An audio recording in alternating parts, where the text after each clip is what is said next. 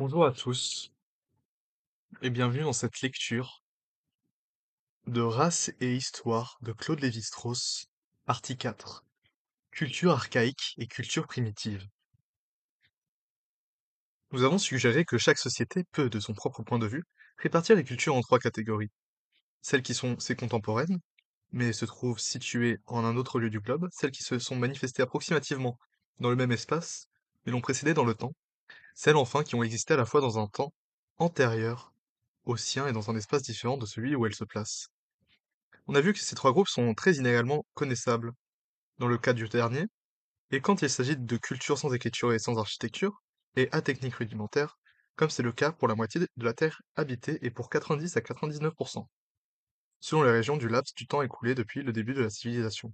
On peut dire que nous ne pouvons rien en savoir et que tout ce qu'on essaye de se présenter à leur sujet se réduit à des hypothèses gratuites. Par contre, il est extrêmement tentant de chercher à établir entre les cultures du premier groupe des relations équivalentes à un ordre de succession dans le temps. Comment les sociétés contemporaines, restées ignorantes et de l'électricité et de la machine à vapeur, n'évoqueraient-elles pas la phase correspondante du développement de la civilisation occidentale? Comment ne pas comparer les tribus indiennes sans écriture et sans métallurgie, mais traçant des figures sur les parois rocheuses et fabriquant des outils de pierre avec les formes archaïques de cette même civilisation dont les vestiges trouvés dans les grottes de France et d'Espagne attestent la similarité? C'est là surtout que le faux évolutionnisme s'est donné libre cours.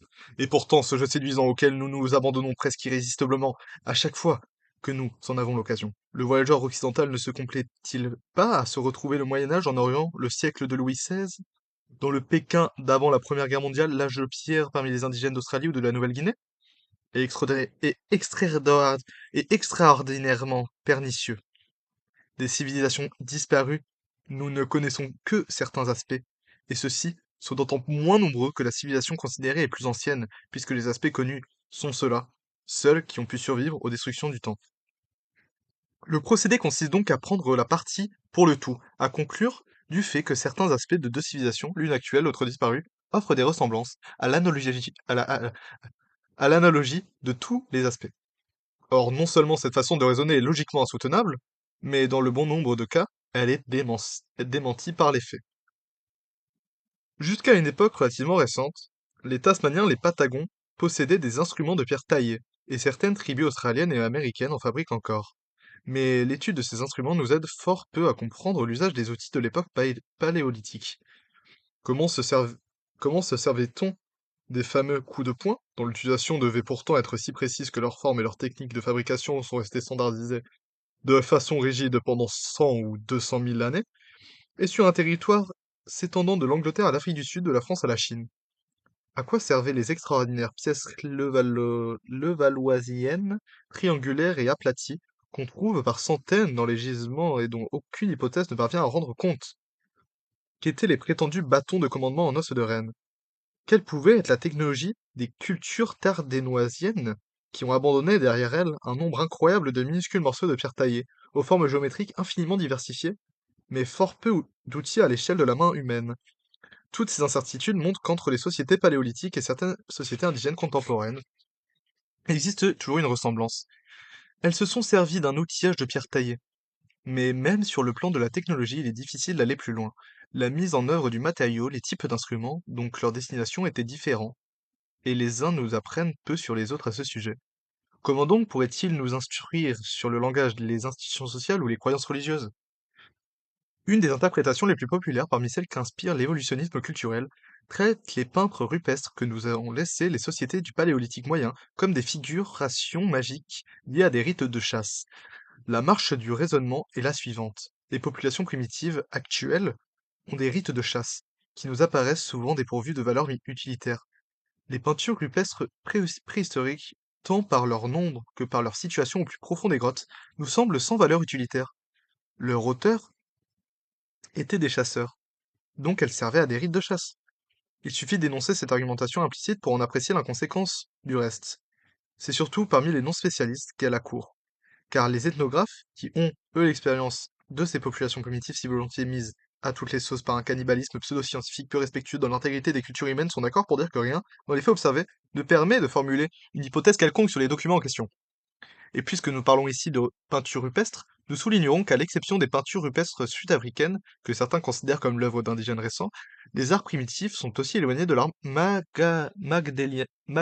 magdalénien et aurignaciens que de l'art européen contemporain, car ces arts se caractérisent par un très haut degré de stylisation, allant jusqu'au plus extrême des formations, tandis que l'art préhistorique offre un saisissant réalisme.